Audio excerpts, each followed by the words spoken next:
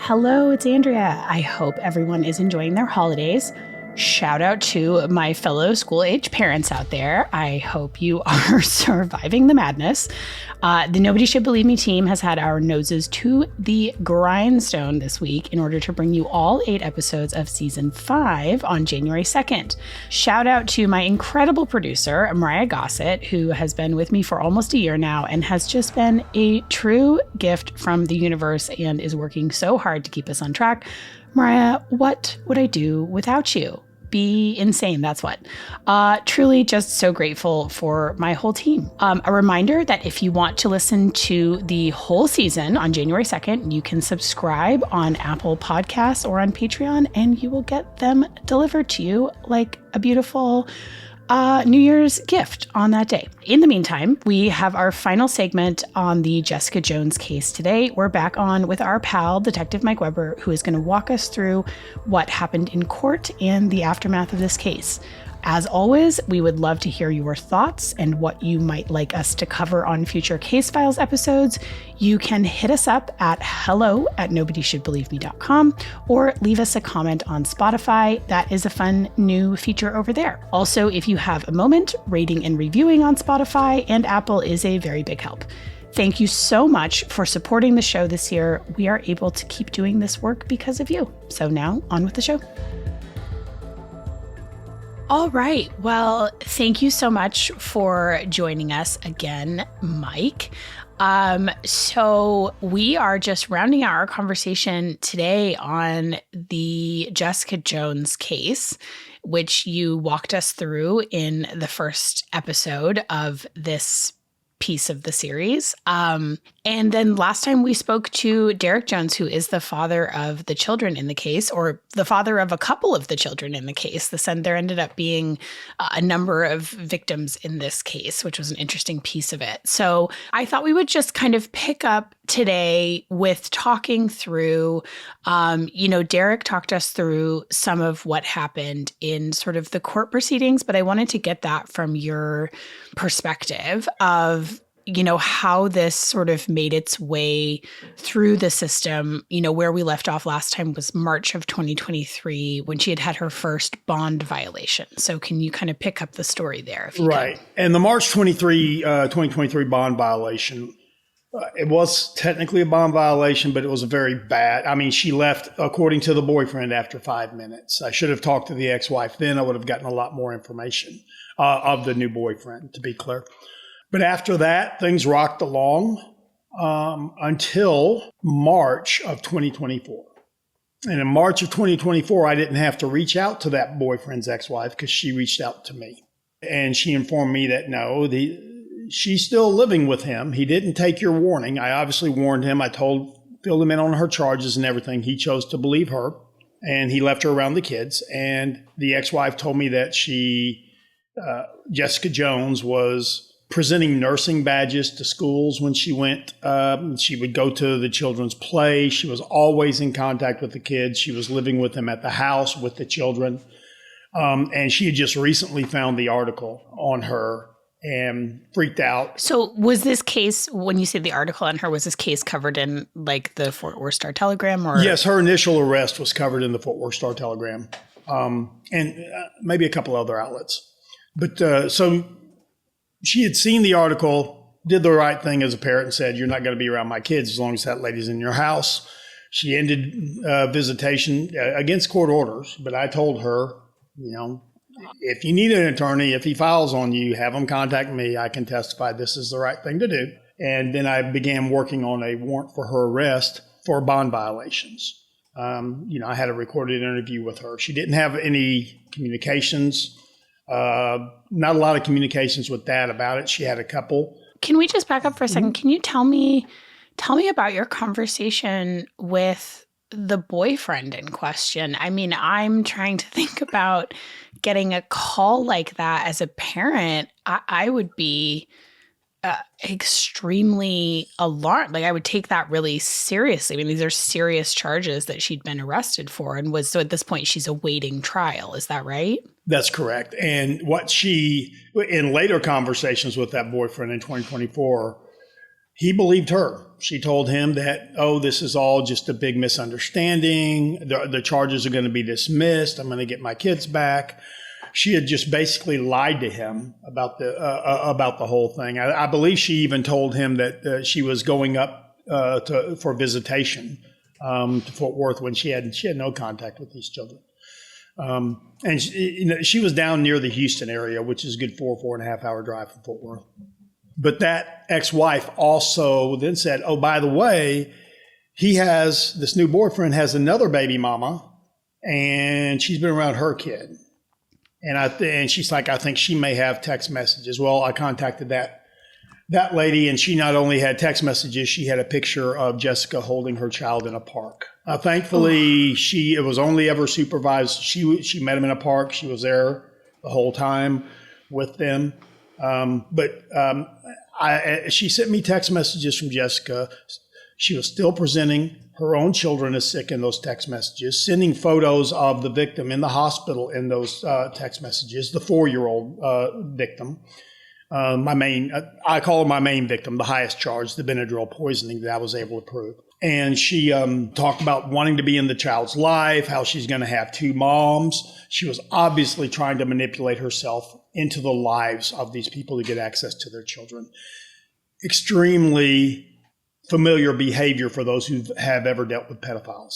This case really strikes me as being so similar to pedophilia behavior as far as the grooming and trying to get in and trying to develop trust with adults to get access to their children. And just really compulsive. Very compulsive.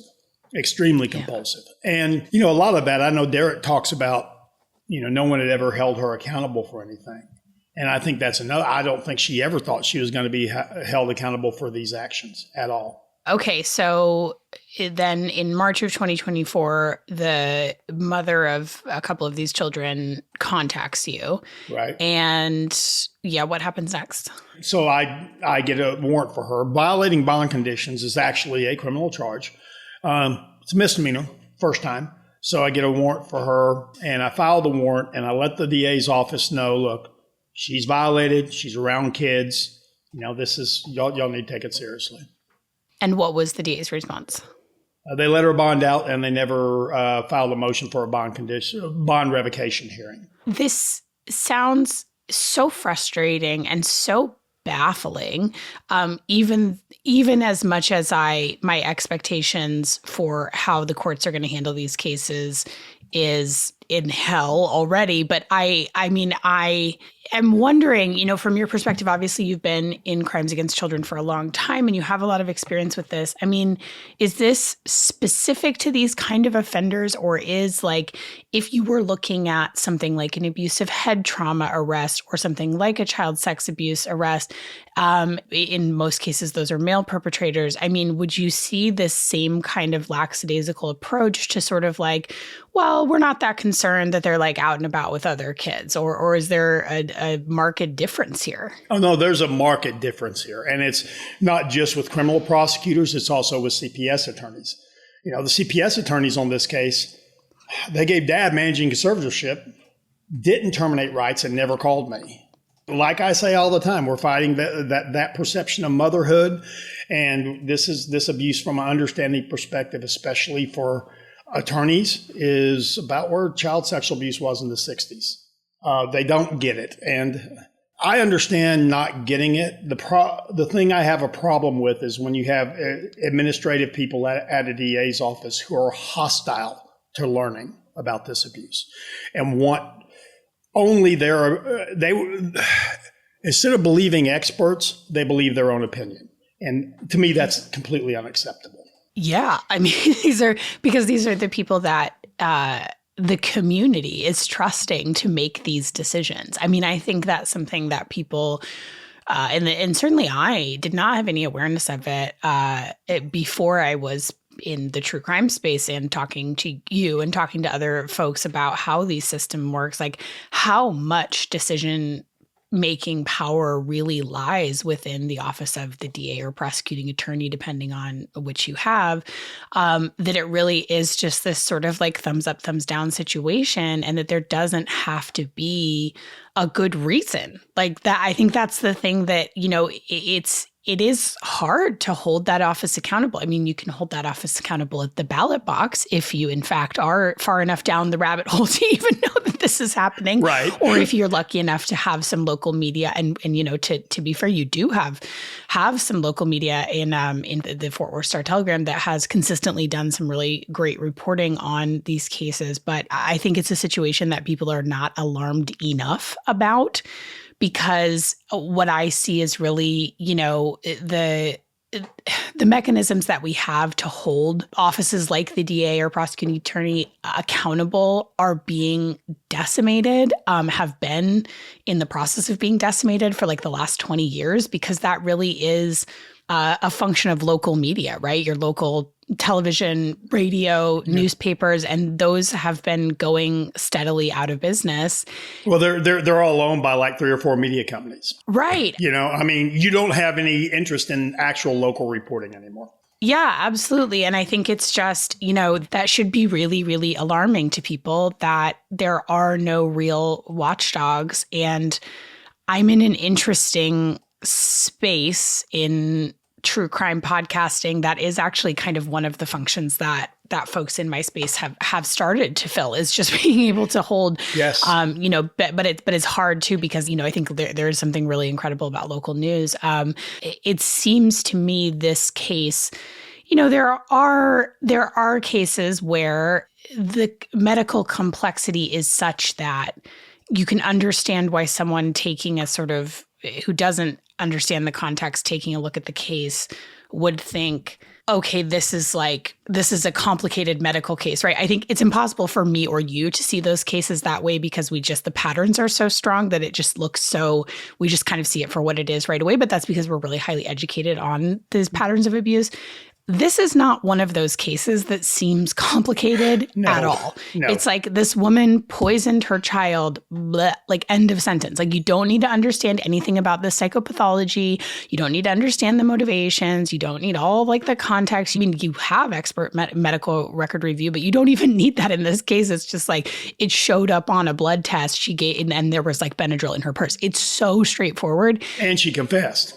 Yeah, and she confessed. It's like, it's so straightforward in a way that these cases often are not. And it's really disheartening that even with all of that, the DA did not appear to be taking this seriously. And that was also reflected in what Derek told us about his conversations with the DA, and that they were, from the jump, really preparing him for failure. Like, it sounded like, I mean, they were telling him that, he should be prepared for her to like get probation. Yeah. You're talking about how CPS didn't terminate her rights and didn't make those kind of moves. I mean, that's so frustrating. And when Derek told me that they had, in the first meeting, tried to sell probation to him, I immediately contacted the attorney handling the case and his boss and said, this is not a probation case. And I'd had issues with that attorney on a previous case of this abuse. When you're having those conversations, what's their justification for making this? Is it just like, oh, it's too hard to win in court? Or like, I mean, what even? I don't get a justification from them. They don't feel the need to justify anything to law enforcement. And I want to keep it specific to this. I want to be very clear. It's specific to this case and specific to the people that we dealt with. There are good people at that office who will try these cases if given the time to do it. Another issue is you have these cases assigned to an attorney who's got 50, 60, 70 cases on his caseload. This one should have been a lot easier, right? But they are, there's a lot to these cases. And when you talk with Dawn Ferguson, when she prepared for the sheriff's case, she took 3 months to do it. And that's what these cases require. And they should not be just with a regular court team. They have attorneys at that office that pick and choose their cases. They have 3 or 4 of them. And that's where this should be, because they have the time to devote to them.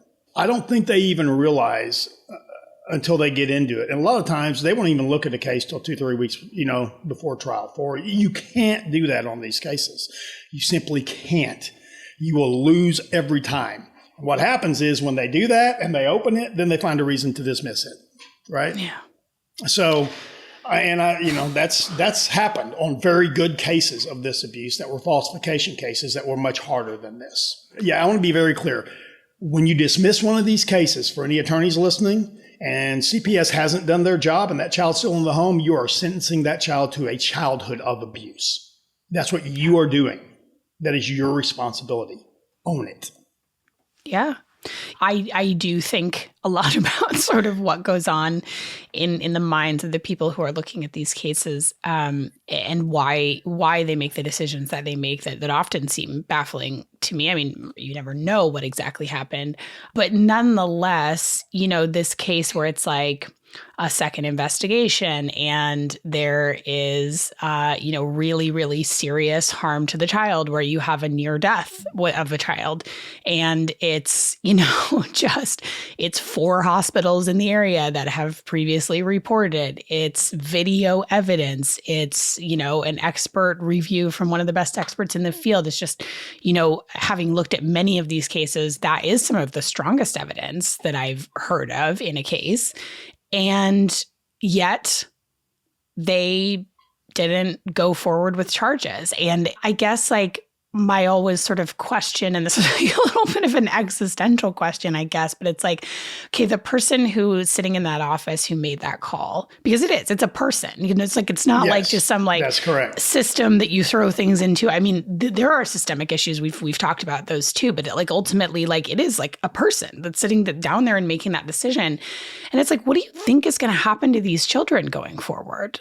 Do you not care? Do you not understand? Do you is it just a piece of paper on your desk? How do you work a job like that? I mean, I understand there must be a job that probably does in some ways numb you out to some of those things. And there probably is some compassion fatigue in a job like that, I would imagine. But you just sort of think how could you not even try when you know that a kid's life is at risk? It does not compute for me, Mike. It just does not. It never will. And I wish I could get any of them to talk to me and you give me the justification. I wish someone would give me the justification for why they make that decision. A lot of time the justification is money and resources. They don't have the resources to try a case. It's going to be this complicated to pay experts, to bring in a bunch of witnesses. They don't know how, right? They don't have a template for it. It's never been done. The thing is, it has been done in Tarrant County, which frustrates me. But in other jurisdictions, it hasn't been done. I just did a training for the Alaska Child Advocacy Center statewide conference, and they have no criminal case law on this abuse. And attorneys are extremely hesitant to create criminal case law. It takes someone who is very secure in their job, knows they're not going to be fired for losing the case, which is a real thing at my DA's office, has been since 2015. And in fairness to the new DA, that culture was cultivated over 8 years where you could be fired if you lost the case. And they're having to go through and try to eradicate that culture. That's hard to do once that sets in with someone, right? So there's a lot of human nature involved in these cases. Do I want to do this much work for a little outcome and maybe even a loss and spend this much money? Am I allocating the county's money correctly? And what they never consider in that equation is this child will be abused the entirety of their childhood if they make it out of their childhood and they're not killed. So, okay, so you've taken us up to quite recent history here. So in spring of 2024. Okay. Spring of 2024, April 2024. She bonds out. Low bond. It's a Class A misdemeanor. I think she had to pay $100, $200 to bond out. And she has family members who are supportive and keep bonding her out. She bonds out, and thankfully she lives in a small community north of Dallas. And a detective up there had helped me arrest her on the first bond violation. Yeah, and so in July of 2024, I get a call from the detective of that small department who'd helped me on this case previous, and she tells me, "Hey, I just got a CPS report that says Jesika has a new boyfriend and is around his children." And so the CPS report was from that dad's ex-wife, Thankfully, she was quite the investigative journalist herself. She met Jessica. Something seemed off about her.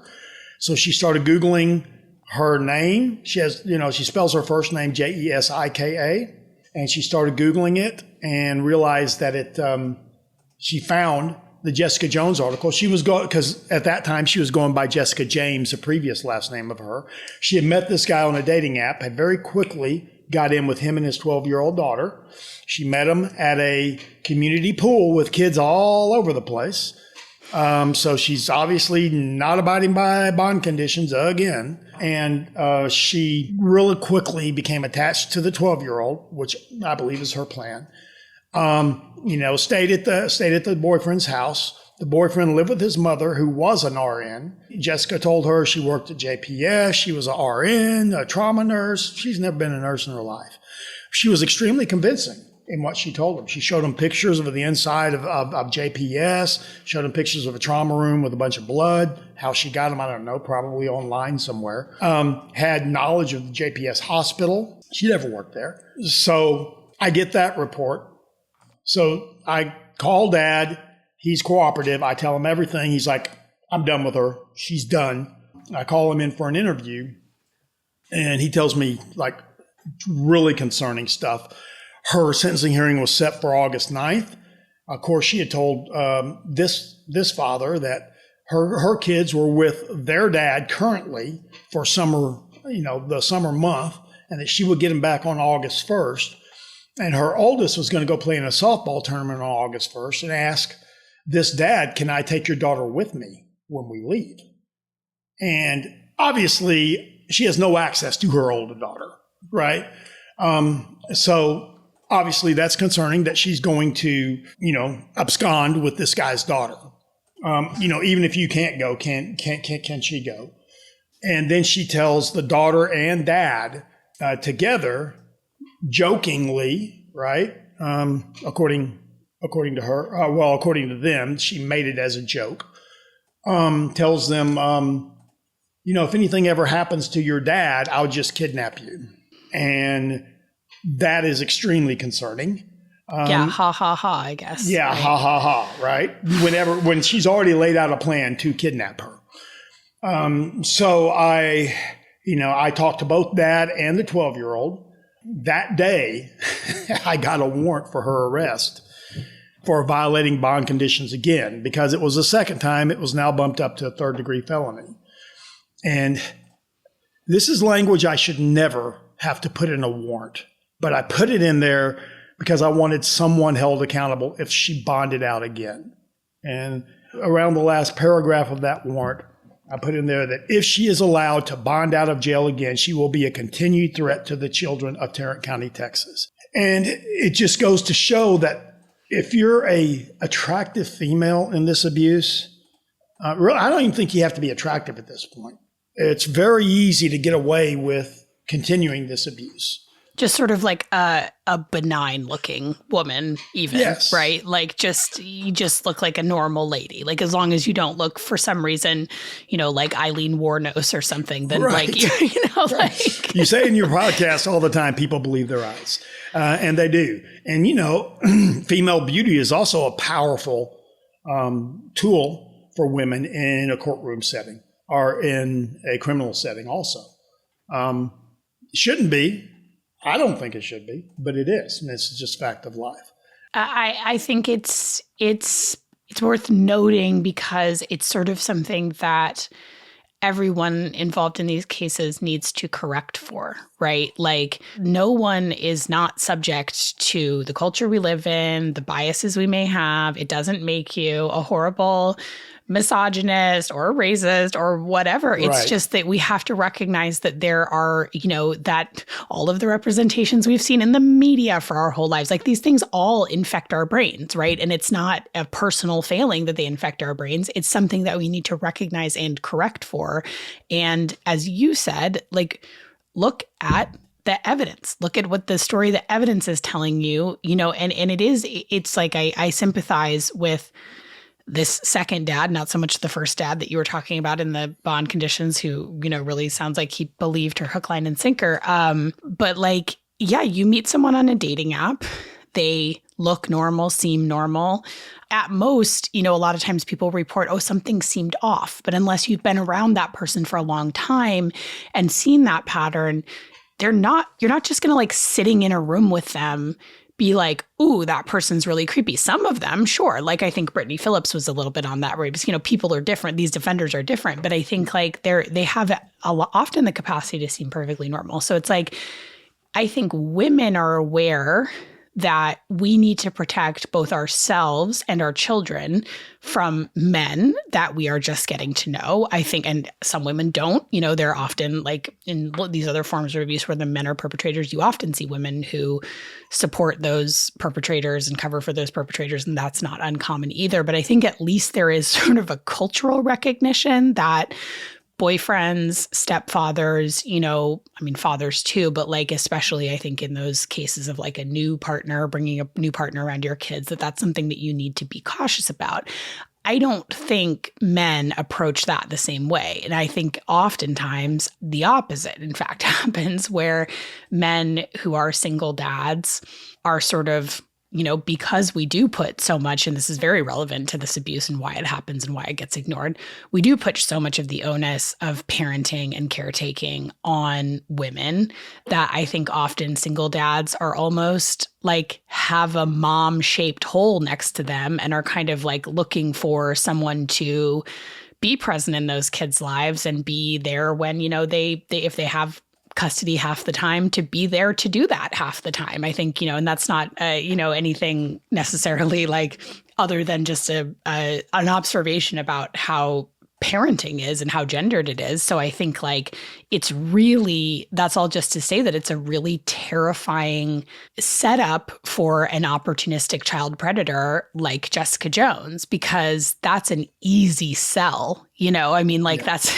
that it's, especially if you're cute, that's a really easy sell to just go find a new boyfriend that has kids because they're like, oh, look, here's this nice lady who's also going to help me take care of it. And that's something that I think like, also attracts men, right? To have like a nurturing, this nurturing, nice lady that wants to help me take care of my kids. Like that's not a, that's not going to raise a red flag. She's also presenting herself as a nurse who are nurture, she's playing the nurturing role, but right. It's like a whole archetype, right?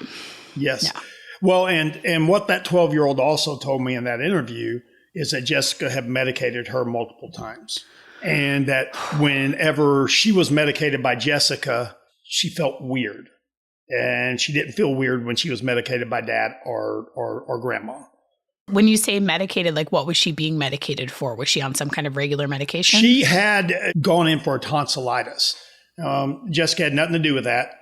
She was scheduled for that. She had nothing to do with giving medical history for it or anything like that. She needed a tonsillitis. So tonsillectomy is like a super normal thing for a 12-year-old to have. Yeah. Right. So she goes in and she has that, and she was medicating her after that. And she asked Dad if she could stay with her, and take care of her after that. So she indicated that she would feel weird and tired after Jesika medicated her. And Jesika had access to all sorts of medicines. She went through and actually stole some of Dad's medication. It's my opinion. I think she has a pill problem herself. Dad said, one of the first things she did is go through and reorganize his medicine cabinet. And so I arrested her again. I loudly let my opinion be known at the DA's office that they need to do something. Thankfully, at that point, the judge had it with her, because she'd already delayed her bond condition twice, claiming she had medical issues in herself, which she did not. And I tell them, she doesn't have that. Well, we're just, So the judge at that point held her in jail. And I really want to thank the detective up in that small jurisdiction because I got the warrant. And thankfully, that dad said, hey, let's go eat lunch. And he took her to lunch at the barbecue joint right by the police station. And the detective was waiting inside and arrested her. Wow. And again, that was for the bond violation. And that was a 3rd-degree felony, 2 to 10 in Texas. But the higher charge was much, much better. Right. It seems like the important thing was to keep her off the streets, as it were, at that point. The very good thing about this case is the pre-sentencing investigator who was assigned. I know Derek thought it was a cop. He's not a cop. He is an impartial investigator of the court. So he is employed by the court. He's actually a court probation officer. And he talked to everyone I suggested that he talked to. He talked to Dr. Catherine Ayub. He talked to the ladies down in South Texas whose kids she had been around. And he put all of this in the PSI report. Without him, we don't get the sentence that we got on this case. It didn't have anything to do with the attorneys involved. Wow. Okay. So she's then being held in custody. Correct. And what ultimately happens in court with this case? Well, we arrest her in late July, and their sentencing is on August 9th. And during the sentencing, we had the last dad testify and the 12-year-old testify, and the grandmother testify from that household. We didn't have the others from South Texas testify because they were included in the PSI, the pre-sentencing investigative report. And so they testified to everything. The defense did not call a witness, and the defense asked for probation. Did she plead guilty? She pled guilty in January of 2024, and her bond violations happened after she had actually pled guilty and was awaiting sentencing. So she obviously had no respect for the court or for court rules, obviously showed that she could not rehabilitate herself. I mean, to be totally frank, like, why would she respect the court or the court rules when they're not even taking it seriously? It's like, nor did they have any respect for the law or the work of law enforcement or the lives of the children impacted. So it's like, why would she take it seriously when every sort of thing that's being telegraphed to her by the courts is that they're not taking it seriously? Right. She was allowed to move to South Texas. She didn't have an ankle monitor. I mean, keep in mind, this is a first-degree felony, same level of a felony as murder. Any other case like this would not have been handled like this. That I can tell you. If it was an abusive head trauma case. And look, a lot of it is because attorneys are familiar with those cases and they know the risks. And on these cases, they're not. And like I said, I'm fine with not knowing. But when you're hostile to learning, I have an issue with it. And that office's administration has made it very clear that they are hostile to learning. We're trying to work some things out. We will see. Words and actions, right? More on that, but y'all are on notice here on this podcast, that office, because we're watching. So we have the hearing. They testify. They don't need me to testify because they have, everything's in the PSI. I go to the court because with everything going wrong with this case, I want to make sure that they do the proper thing at the end. And they did. They called everyone they needed to call. She didn't call anyone. Our prosecution asked for 20 years minimum, and their attorney asked for probation. You said she didn't call any witnesses, but presumably her attorneys made a case for probation in court. Like, what is the justification for probation in something this serious? In her case, it was because she only had one previous conviction for a misdemeanor DWI. So she didn't have an extensive criminal history. Okay, so as long as you don't try and kill a child twice. Well, it didn't work out for her because the judge, thankfully, had taken the time to read a over 60 page PSI, pre-sentencing investigative report. That's what the pre-sentence investigator told me the report was. And he said the longest one he'd written before that was like 12 pages. And the judge took the time to read it. And in talking to her at the end, he called her a determined recidivist, which is absolutely on point. Said the PSI disturbed him and sentenced her to 60 years in prison. 60 years in prison. Wow. And it is what we call a 3G offense in the state of Texas. So she should have to serve 30 years in prison. Now, there have been some paperwork mistakes, and the DA's office tells me they don't have a box to check for this, so a lot of times they'll have to call down to the jail and clear up, look, this is a 3G, they're not eligible, because the last time I checked, which was a couple of days ago, she shows to be eligible for probation in 2031 or 2032. She's not. That should be fixed. I will make sure that is fixed. Mm-hmm. The thing is, Andrea, I'm getting really, really tired of having to check everything on these cases to make sure people do the right thing. Yeah. No, And it's exhausting. well, and it's going to affect other cases. Anything you do takes time, and you only have so much time in the day to do your job. There's only one Detective Mike Weber, unfortunately. Well, yeah, for 4 more months. Oh, yeah. Well, I mean, I remember, not in detail, but like we had talked about this case and been in communication about this case while this was going on. And I remember you being, and understandably, since that's what the DA's office was telling Derek, you were really worried that she was going to get probation in this case. And because the prosecutor handling the case, because he had done it before on the Christy Carroll case. It's that language really strikes me from the judge's order on the Jesika Jones case, a determined recidivist. And aren't they all? I mean, have you ever, Mike, in your extensive experience and in our, anecdotal experience with our committee colleagues, we have encountered many, many, many cases. Have you ever heard of a case where a perpetrator stopped of their own volition? I have not. I have not either. And in fact, like what's more common that I have heard a lot of is that perpetrators continue on even past the time when their children are out of the house. Like then something happens to a spouse or something happens to an older parent or something happens to someone else in their care, or they turn it back on themselves. Like this is such a compulsive behavior that whenever you are leaving a child in this situation, you are sentencing that child to a childhood and potentially a lifetime of horrific abuse. And like, that is what you are doing every single time. And like, it's really quite a bleak option when you think about why these choices are made. It's like, well, you either don't know or you don't care. And one of those can be fixed and the other cannot. Correct.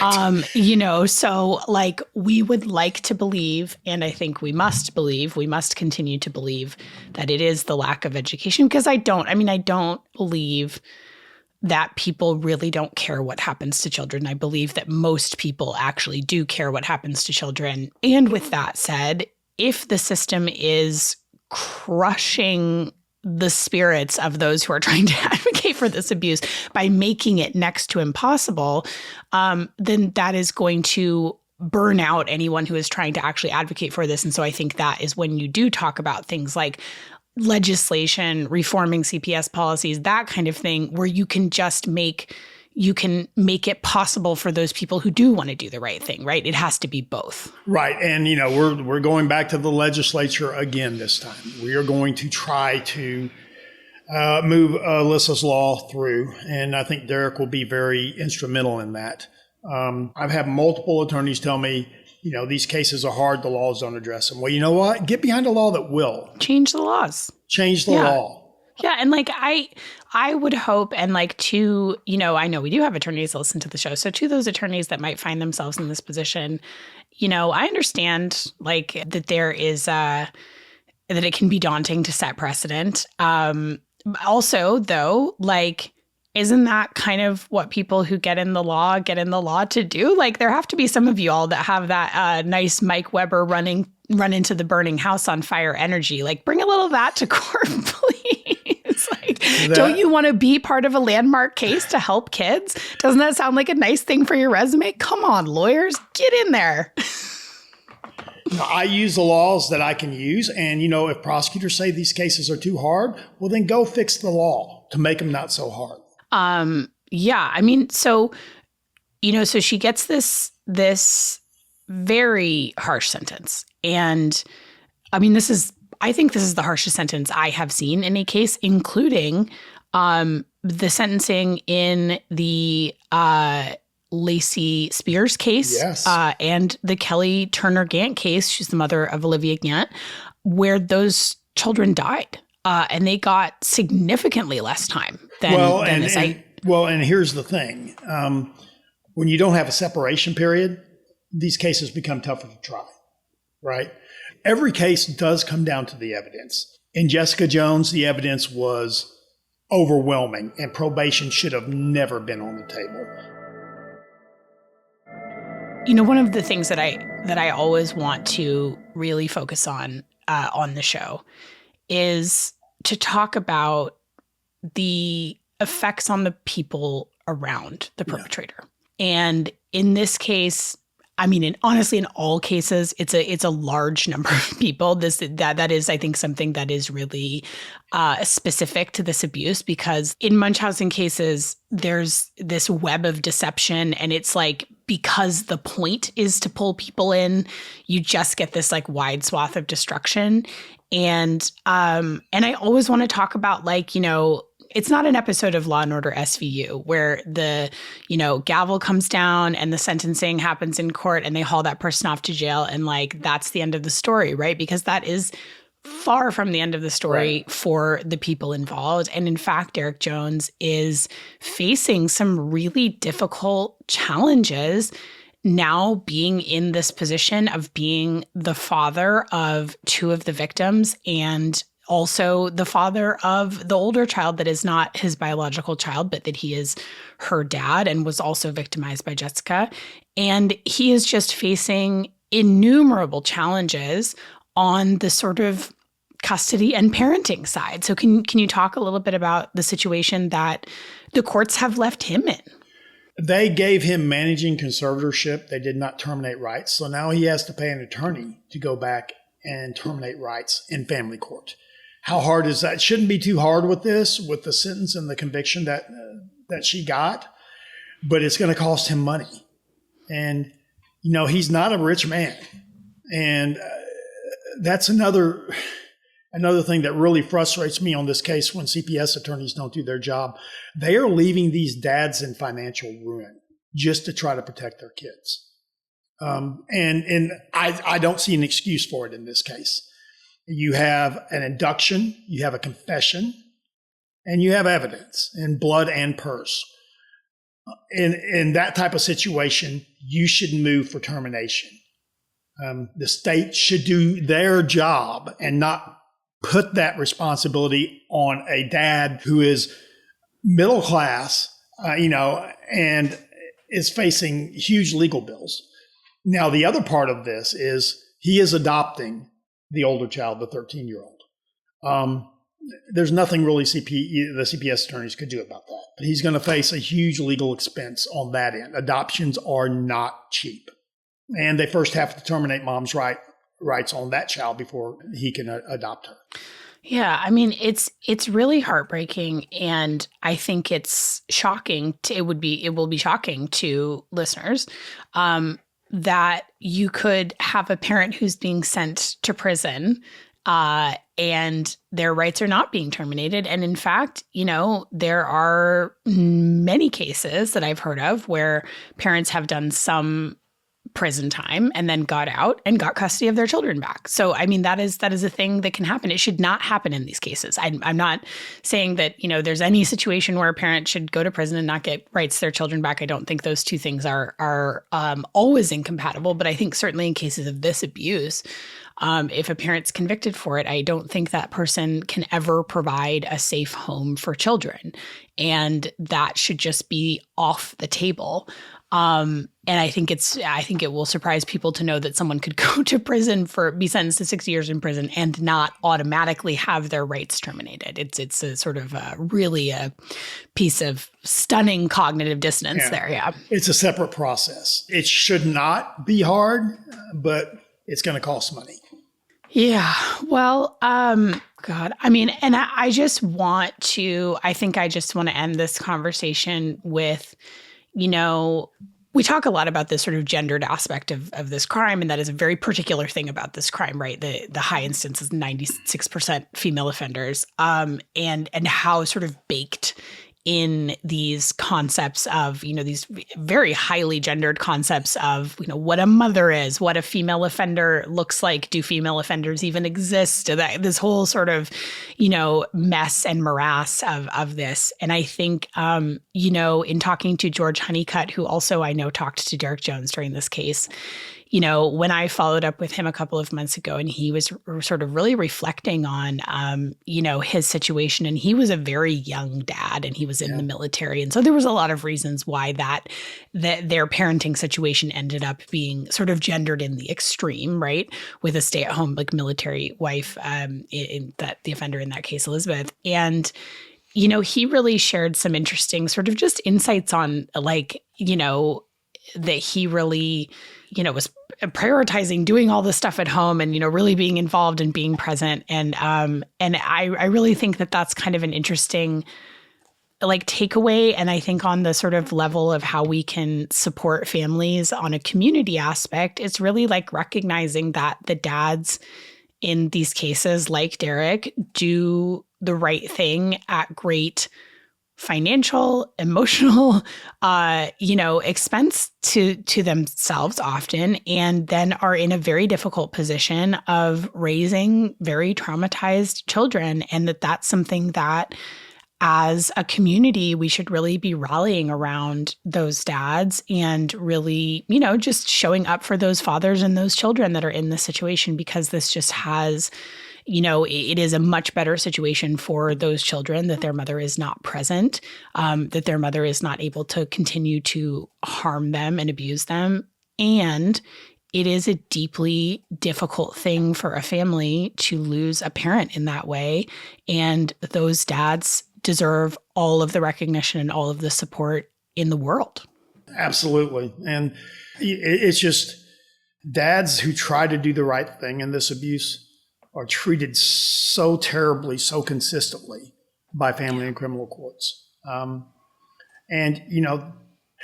There's a lot of dads who don't try to do the right thing in this abuse. And again, a lot of that's education. The last 2 articles in the Juvenile Family Court Journal on this abuse were in 1990.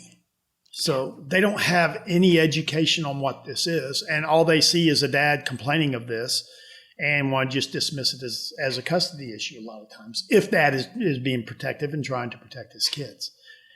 And I tell them all the time in training, you investigate it until you don't need to investigate it anymore. Can this be used as a custody issue by a dad? Yeah, it'd be probably the worst thing ever to use in a custody case. Yeah, just to say, I have heard of cases where this came up, and it's when it's someone trying to use it, because of course there are people who it's like any crazy thing you can think that people will do in a high conflict custody, they will do, right? Sure. I mean, it's that sure. You will find a couple that is messy enough to have done that somewhere.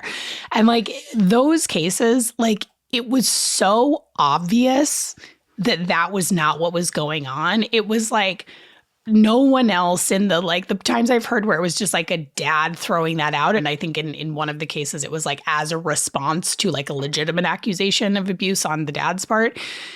It was so obviously nonsense. It was just the dad saying it, or just the dad and his attorney. It wasn't the doctors and every other person. I mean, I think that's what I always want to communicate to people, because there is so much disinformation about this form of abuse, is yes, it may be hard to prove in court, but it's not hard to recognize that it is happening, because it is not subtle. Well, whether that's a case that can hold up in court or there's enough evidence, or that's a whole separate consideration than the idea of it being some kind of Hail Mary in a custody battle. If that is what it is, it will be very, very, very obvious that that's what it is. Absolutely. Because there won't be any evidence that this abuse is happening. That's correct. One other thing I wanted to say, from the Jesika Jones case, there's a lot of learning lessons to it, but you got to be willing to learn. And the office says that the DA's office says they are, words and actions. When you've gone 10 years on this abuse and you're regressing instead of progressing, I have my doubts. I have hope. I always have hope. I'll work with anyone, anywhere on this. But like I said, when you have someone in the administration that is specifically very hostile to learning on this abuse, it makes it hard. It makes it hard for people underneath that person to do to do their job. Yeah. Okay. Well, thank you so much, Mike, for coming on and sharing, as always, your incredible expertise on this topic and this case. And we are just wishing all the best to Derek and his kids and all the other people that were impacted by this case. Yes. And thank you so much for having me on. Nobody Should Believe Me Case Files is produced and hosted by me, Andrea Dunlop. Our editor is Greta Stromquist, and our senior producer is Mariah Gossett. Administrative support from Nola Carmouche.